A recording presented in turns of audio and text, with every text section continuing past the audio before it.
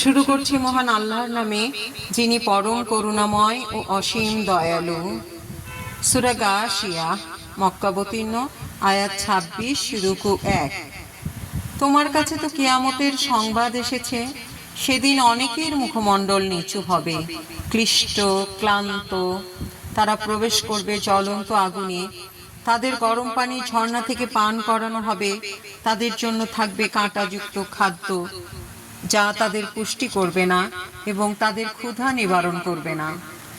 অনেকের বদনমণ্ডল সেদিন হবে আনন্দোজ্জ্বল, নিজেদের কর্মসাফল্যে পরিতৃপ্ত। সুমহান বেহেশতে সেখানে তারা বাজে কথা শুনবে না। সেখানে থাকবে বহমান ঝর্ণা, উন্নত মর্যাদা সম্পন্ন শয্যা, প্রস্তুত থাকবে পানপাত্র, সারি সারি উপাদান এবং বিছানা ও ফরাশ।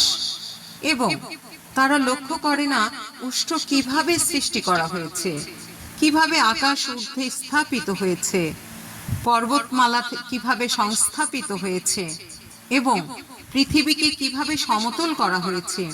অতএব তুমি উপদেশ দাও। তুমি তো শুধু একজন উপদেষ্টা, তুমি তো তাদের কর্মনিয়ন্তা নও। কেউ মুখ ফিরিয়ে নিলে ও কুফরি করলে আল্লাহ তাদের দেবেন মহাশাস্তি। তারা আমার কাছে ফিরে আসবে, অতঃপর আমারই কাজ তাদের হিসাব নিকাশ।